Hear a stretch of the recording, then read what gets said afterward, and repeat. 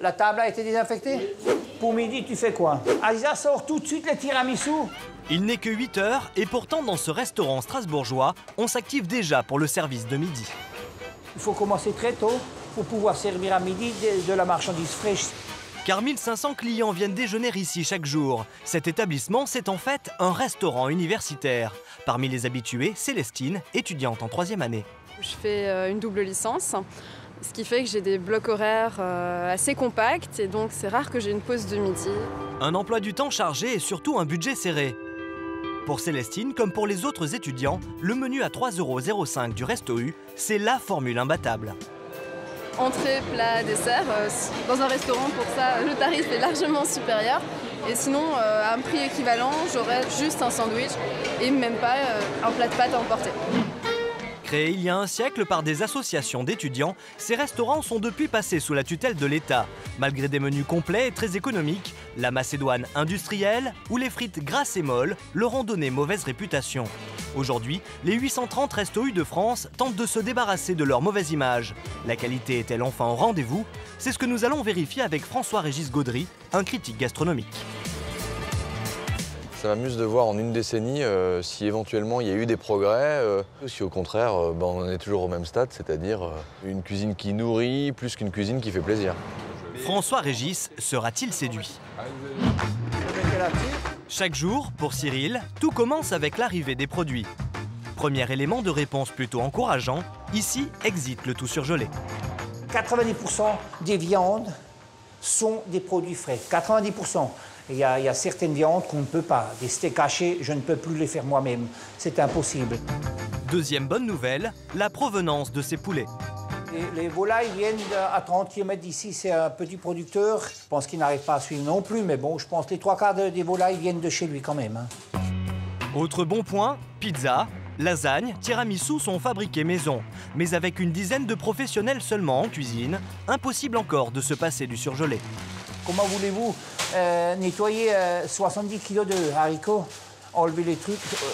C'est impossible. Chaque semaine, l'équipe de Cyril prépare 70 menus différents.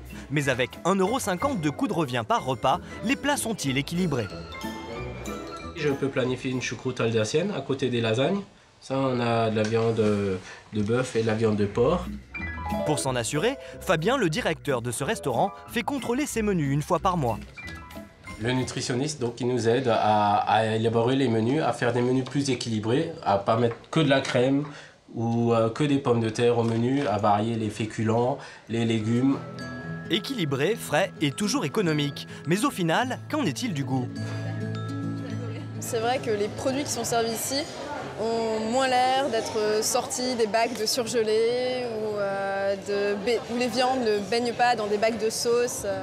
Célestine ne fait pas la fine bouche. Mais cela va-t-il suffire à François-Régis Gaudry? Il est critique culinaire depuis 10 ans et c'est le restaurant universitaire de Boulogne-Billancourt qu'il va tester. Ici, environ 600 couverts sont servis chaque jour. Qu'est-ce que c'est? C'est une sauce hollandaise au citron vert. Et là-bas, vous avez préparé quoi? C'est des ananas coupés. En fait, vous l'assaisonnez à la dernière minute pour pas trop que ça cuise les feuilles? Oui. Produits utilisés, provenance, tout y passe. Et malgré les quantités préparées, un mode de cuisson va étonner François-Régis. Vous cuisinez le poisson à la minute, c'est-à-dire? C'est-à-dire qu'on cuit au fur et à mesure de la demande. S'il me dit qu'effectivement les poissons sont préparés à la minute, au moment, c'est-à-dire presque comme au restaurant quand on commande son poisson, c'est une bien meilleure nouvelle que d'avoir des poissons qui nagent dans des grands plats en inox et qui ont été cuits une heure avant, quoi. Donc là, pour le coup, je suis agréablement surpris. Les paroles ne font pas tout. Pour juger, rien ne vaut un coup de cuillère dans de la sauce à l'ananas. Ça, c'est vraiment canon. C'est super bon. Je veux bien la recette pour la maison. Premier aperçu positif en cuisine. Reste maintenant à se mettre dans la peau d'un étudiant qui débourse 3,05 €. Sur son plateau, des crudités, une soupe de potiron, de la volaille en sauce et de l'ananas frais en guise de dessert. C'est un plateau qui, en tout cas, est la preuve qu'on peut manger équilibré dans un restaurant universitaire parce que j'ai des vitamines en entrée, des vitamines en dessert. Comme au bon vieux temps, François-Régis s'installe dans le réfectoire. Première déception, si les crudités sont fraîches, l'accompagnement, lui, n'a pas vraiment évolué. Ce petit goût de sauce industrielle, quel goût que moi-même je connaissais il y a une dizaine d'années. À mon avis, le vrai progrès à faire, c'est de passer aux sauces vinaigrettes maison. La soupe aurait pu séduire notre critique, mais il y a un hic, sans doute dû à la quantité préparée. Il aurait fallu, à mon avis, mettre un tout petit peu moins d'eau et un tout petit peu plus de potiron. Mais sincèrement, c'est une soupe maison, ça reste très honnête.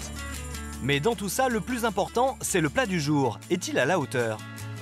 Le riz est bien cuit. Le chef me l'a arrosé avec de la sauce ananas. C'est la bonne surprise de cette assiette. C'est une sauce qui est vraiment gourmande, on a envie d'y revenir. La fourchette y retourne. Point positif, François Régis a tout avalé, même s'il reste un peu sur sa faim. On va dire bilan plutôt positif et en progrès par rapport à ce que moi j'ai vécu. Mais il y a encore quelques étapes à passer, ouais. Quelques étapes à passer sur les sauces industrielles, sur les légumes. Ce serait bien d'arriver à augmenter peu à peu la proportion des légumes frais sur le plateau de restaurant. Si la qualité des restaurants universitaires s'est améliorée, c'est aussi parce que d'excellents professionnels sont recrutés en cuisine. Bonjour chef. Comment vas-tu? Ça va et vous? C'est le cas d'Éric. Cet ancien chef étoilé au Québec a voulu s'affranchir des horaires des restaurants traditionnels. C'est pour ça qu'il s'est reconverti dans la restauration collective sans aucune amertume. Que vous cuisinez pour un étudiant ou pour un ministre, l'envie est la même, c'est l'amour du travail bien fait.